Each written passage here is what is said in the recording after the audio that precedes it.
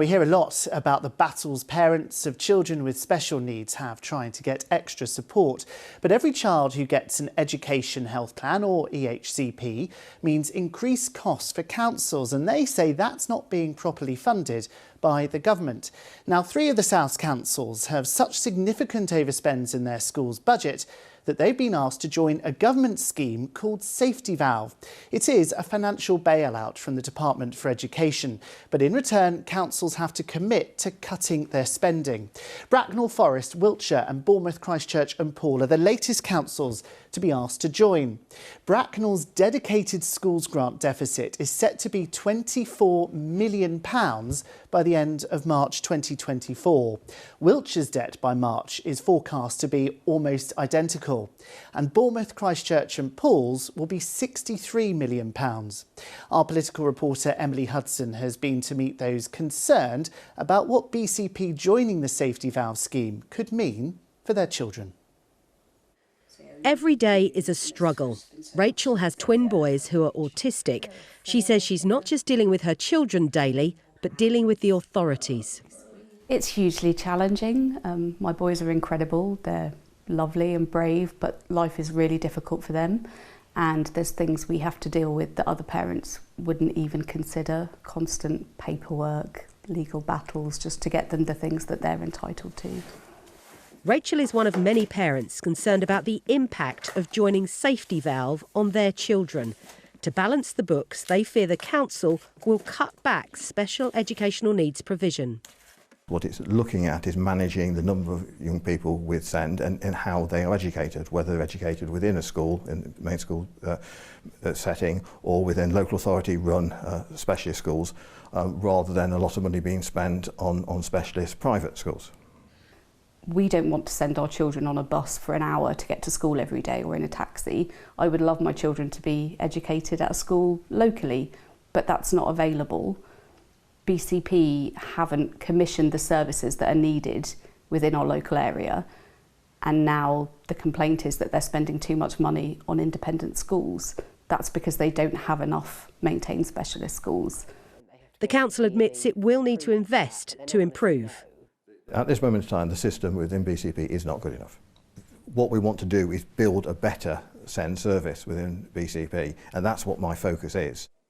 But Rachel fears Safety Valve won't help that. If budgets are cut, if the number of plans are cut, if any of those things happen, our children will suffer significantly.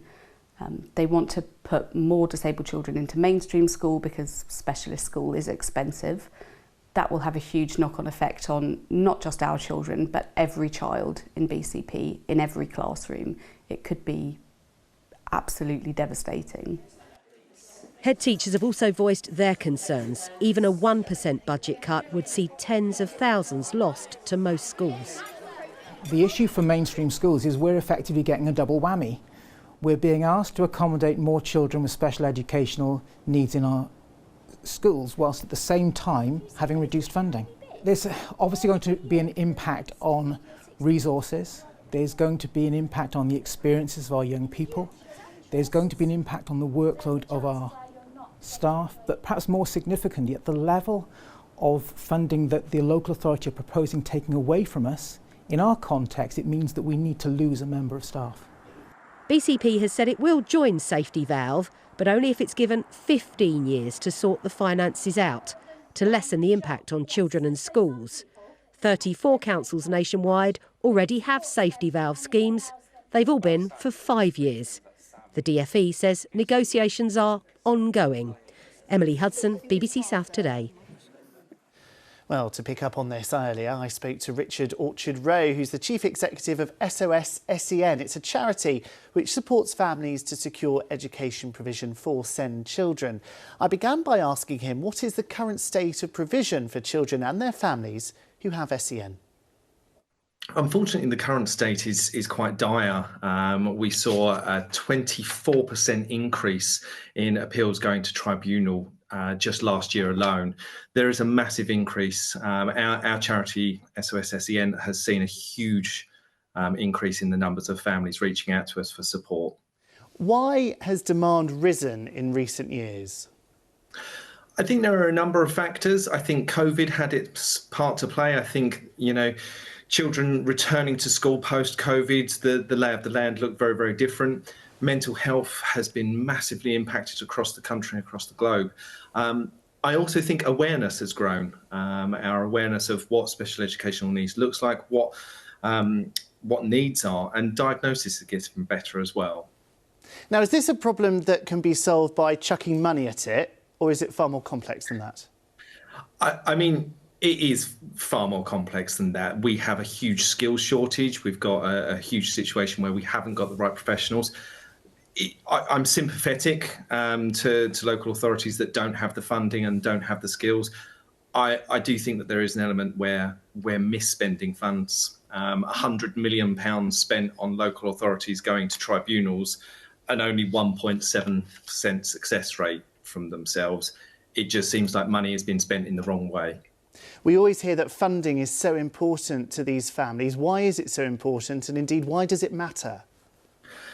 I think it matters because it's all about an equitable approach. These are provisions that need to be in place for these children so as they can achieve the same as their peers, and they can achieve the best for themselves and get the right outcomes. And I think eventually that also has a positive impact on an economic front as well, and gives us that benefit. If we support families at the right point, it gives us the right benefits in the end.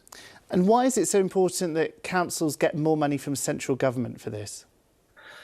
Again, I think it comes down to the provisions that they need to put in place, the professionals that they need to be able to recruit, and indeed the training that they need to be able to engage in so as they can offer the right support to families as well. OK, Richard Orchard Rowe from SOS SEN, thanks very much indeed for your time tonight. Thanks.